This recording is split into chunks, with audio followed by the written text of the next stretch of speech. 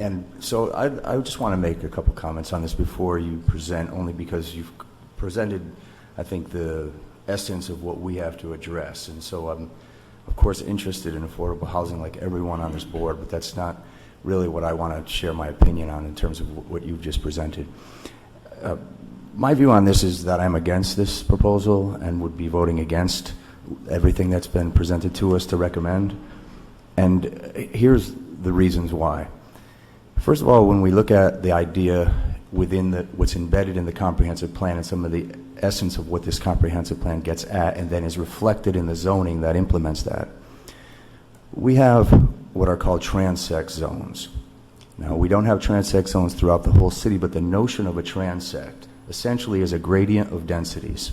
That's the essence of what this concept comes from. It goes back 100 years to Patrick Geddes and his whole idea of a natural landscape in which there are variations across space from the most intense, the downtown, the high density housing, apartments as such, and then a gradient into lower density housing and then green space and undeveloped areas. And that's kind of the essence of what the green belt is and what our transect tries to get at. So when I look at this edge where your X is, the essence of the transect as it plays out in this comprehensive plan is that we're in the green belt area. There's certainly the character of what it feels like there when you stand in that space.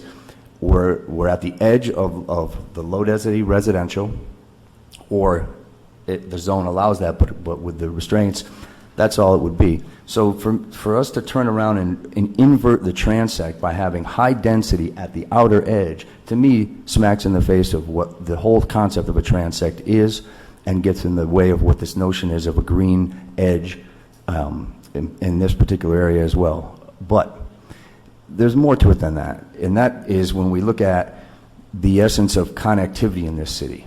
And when we have higher density, how it presents a street face and how it relates to the built environment with a sense of urbanism, not just simply that it's a pod that is isolated from everything else, and the only relationship to it is you drive in there and go there and leave as a resident or visiting, but you have no other relationship to the city, essentially. You don't present a face to the city.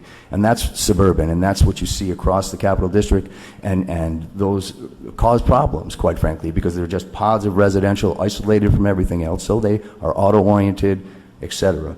So I think from the design point of view, that is the wrong design. We should not be allowing pods of anything. When it comes to high density development, it should be connected, and I think that this is just in the wrong place. So we can pick and choose, say affordable housing is part of the comprehensive plan, or yeah, but we have to be careful how we do that. And quite frankly, what it reminds me of, if it was for low-income residents, is that one of the recognized failures of urban renewal, which was to take low-income people and podify them in high-density housing separated from everything else. They should be integrated, and that's what HUD has tried to do over time, and then we're turning around saying we would approve a pod of low-density housing, of high-density housing of low-income residents, if it even in fact turns out to be that, which I doubt. So that's my reasoning for that.